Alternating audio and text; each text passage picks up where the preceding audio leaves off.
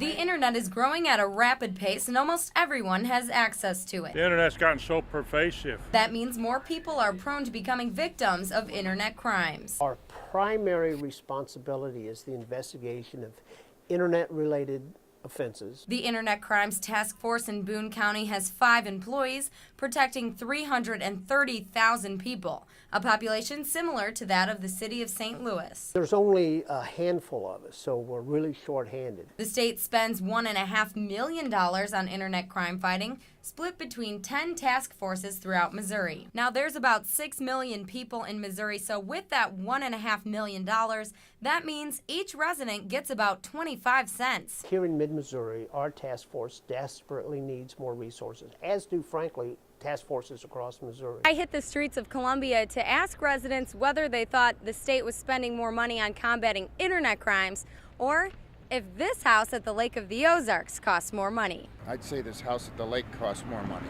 I would probably say the house. Say this costs more money. You know what? You're right. The house does cost more. They don't see it as a priority. I think someone should try and get them to see that it should be. The task force mainly focuses on crimes against children. We have to limit our resources to what's the most important. I asked the task force if it investigates crimes like online prostitution. We don't typically have the resources to work sex crimes against adults or sex crimes involving adults. So if they aren't investigating prostitution on the internet, then who is? Almost all of us are focusing on the crimes against kids now. The task force says it wishes it could do more. All of these other victims deserve and need help as well. On the internet, a prostitute can advertise themselves to hundreds, even millions of people instead of finding clients in person. They do that right in the luxury of their home. They don't even have to get out and do any work. On websites like Backpage.com, around 12 posts go up each day featuring women alluding to accepting money for sexual acts. But what do residents think about this lack of investigation? Anything that can end up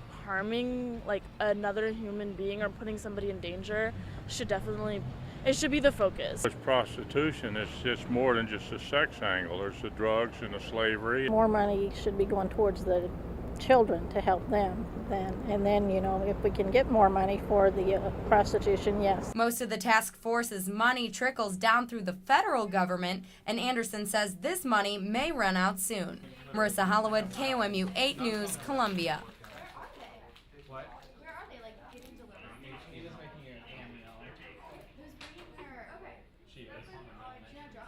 She went to feel like it smells like feet in here. Did anyone just see that? I did. Suck it, Michael Dixon. I'm replacing you. Gay Jew dunking on our trash.